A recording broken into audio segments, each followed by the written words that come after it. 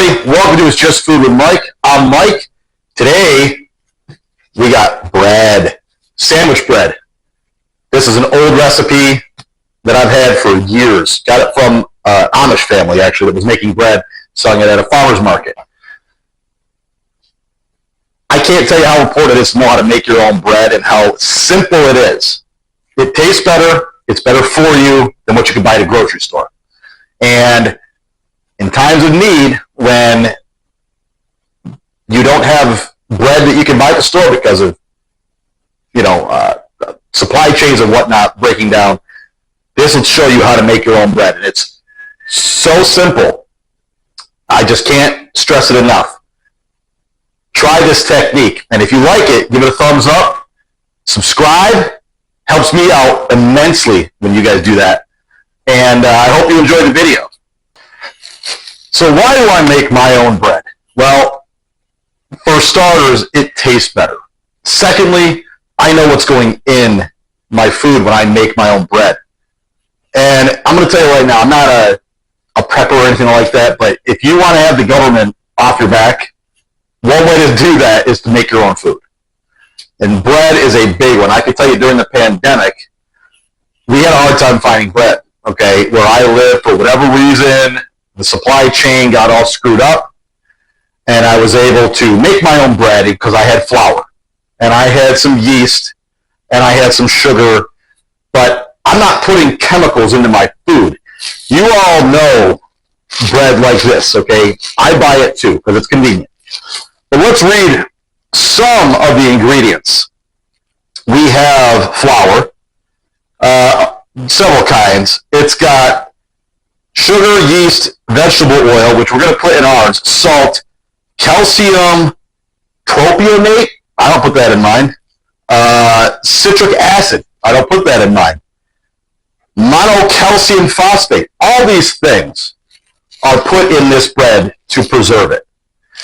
And it may last you a week or two. The bread I make lasts easily a week. It doesn't last that long usually because we go through it so fast. I'm actually going to make some French toast with this bread after I'm done filming. But there's a lot of positives to making your own bread. I got this recipe from an Amish family way back. My wife is from Amish country in New York. And we were going and getting this bread from their market. I said, could I just see how you guys make this? And they're making it in mass quantities. But I converted the recipe down to where I'm making 2 loaves at a time. And that's what we're going to make today. You want to make 1 loaf, you cut it in half, obviously. And I'm going to convert it all in the description below so you can see in grams how to make 2 loaves. And then it's easy just to cut it in half. So let's get into this real quick. I'll show you what goes in it as I'm putting it together. Okay, so we got our mixing bowl that goes on our KitchenAid. Makes it a lot easier if you've got a mixer. We're going to start by putting in 2 cups of warm water. I would say a little bit warmer than body temperature. Into that, I'm going to throw 2/3 cup or 154 grams of white sugar. And we're going to whisk that up just to try to get it dissolved a little bit. And normally, when I'm making bread, I put the yeast in right with the flour. But I'm going to put it on here just to show you guys, if you need to check for your, making sure your yeast is working, you do this little technique right here, and you'll see it bubble up once it gets going. So we want to sit about 5-10 minutes, and you should see the bubbles starting to form at that point. Okay, so now you can see the frothiness on top. That's how you know your yeast is working. Also, you can smell the fermentation starting to take place. So into here, I'm going to add a 1/4 cup of vegetable or canola, whatever oil you want to use. I'm using vegetable oil. That's what I have. That's the last of what I have, so I don't have any more. And then I'm going to add into it 990 grams of flour with the dough attachment on my KitchenAid. Okay. I'll put the dough attachment in a minute. I'm going to add most most of the flour right now. Right on top of the water. Normally, I would have the yeast mixed in with the flour and add the warm water to it because I don't really need to test my yeast. I know I go through it so fast, it doesn't really have time to go bad. But if it's been sitting in there for a while, that's, I'm going to add it all because I know it's humid today, so I know it's going to take it all. Okay? I'm going to add the dough attachment onto here and start mixing it, and then I'm going to add my salt. What I'm trying to say is, get on there, you. Get on there. There we go. Bring this up. I'm going to put this on setting 2. Bring it together a little bit. Right now I'm going to add my salt. I've got 10 grams or about a teaspoon and a half of salt. Like I said, I'll have all of the amounts in the description below. I'm just going to bring this together on setting 2 before I kick it up to the next setting. Okay, it's coming together right now. It's kind of a shaggy mass. I'm going to throw it up to number 4 and let it go for 5 minutes. Okay, so now it went for the 5 minutes. It's going to pull it out. There's the timer. It's going to make this into a ball. You see how easy this is to work with. Very simple. Okay, I'm just going to make this into a tight ball.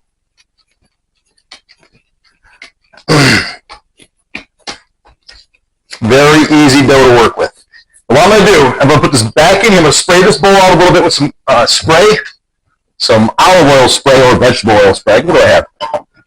I've got both. I'm going to use the vegetable oil since I already started using it. Spray the inside of the bowl. Put this back in there. Spray the top. And then what I'm going to do, because it's hot outside and it's summertime, I'm going to put it out there for an hour or so until it at least doubles in size. It might double, it might triple. Either way, it'll sit out there for an hour, and then we'll get it into the loaf pans, let it go again for about another hour, half an hour, whatever, and then we bake it. So really all you need for this recipe is a little bit of time. A couple hours, and you've got 2 awesome loaves of bread.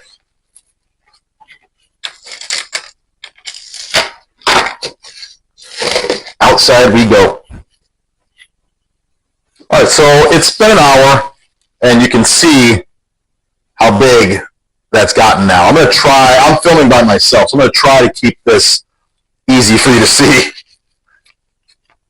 So we're going to take it out onto here. We're going to flatten it out. If you want to roll it out, you can. We just want to make an even split down the middle. I don't measure it or nothing like that. I just kind of eyeball it.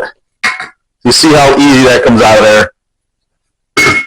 This dough is very, very forgiving. It's full of air. A little bug in there. Not a bug, but a fuzzy thing. Okay, I'm just going to cut this in half.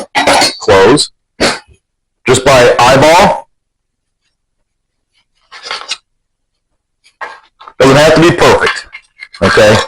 You can lay it out if you want. You don't need to.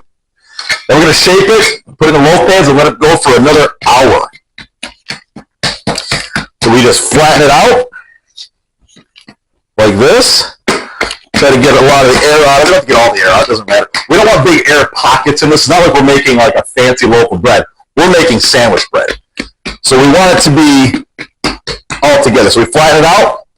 Then we just roll it up, basically. And we pinch as we go. Okay?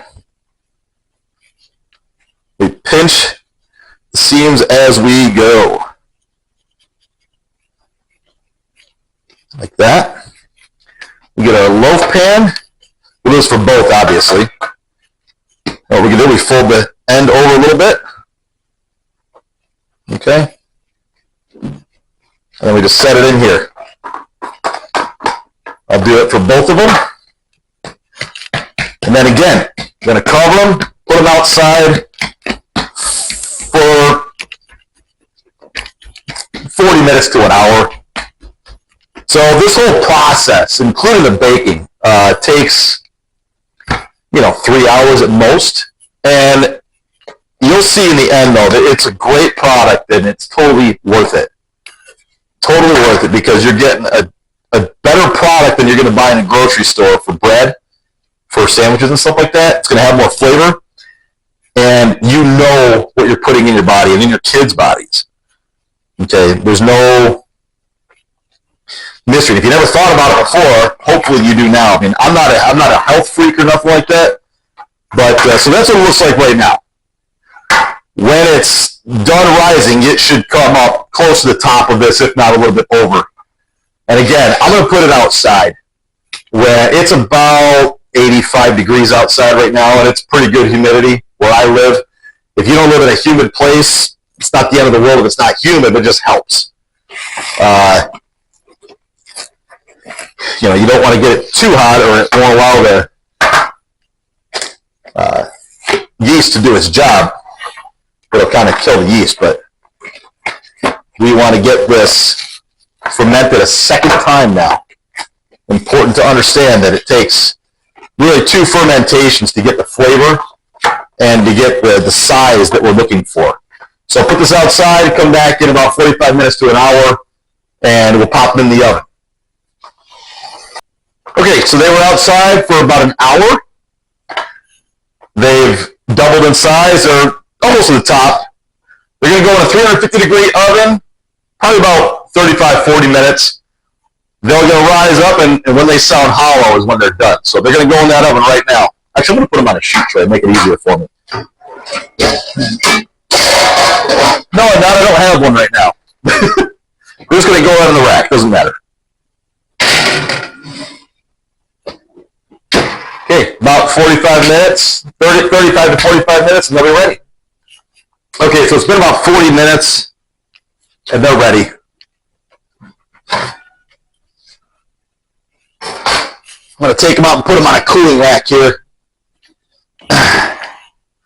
Trying not to burn myself in the process. Whoop, there they go. One.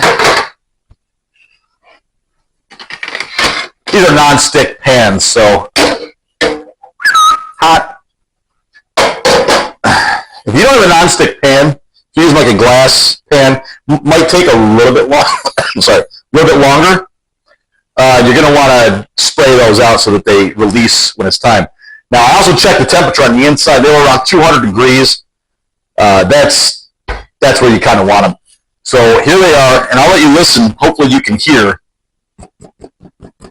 It should sound kind of hollow. I hope you can hear it.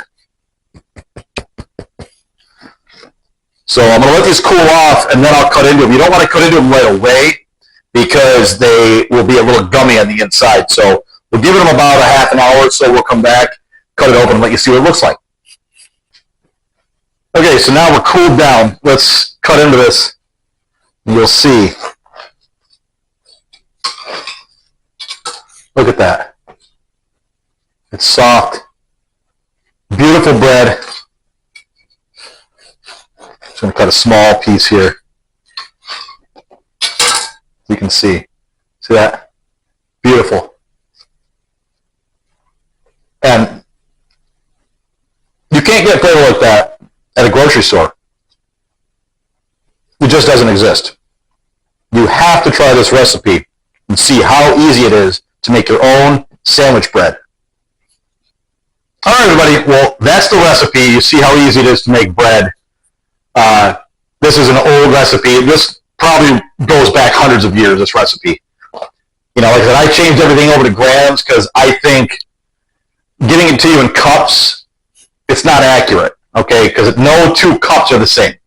There's no standard, this is an exact cup. I mean, yes, 8 ounces is a cup, but there's no guaranteeing that what you buy is exact. So that's why I gave it to you, for the most part, or for at least the dry ingredients, in grams and weight. The water and the oil, that was in those standardized measurements. But that's the recipe. Give it a shot. Let me know what you think of it in the comments section. And like I said at the beginning, please give it a thumbs up. and subscribe. That would be huge for me as I try to build this into a self-sustaining channel. So I'll see you all next time. Have an awesome day.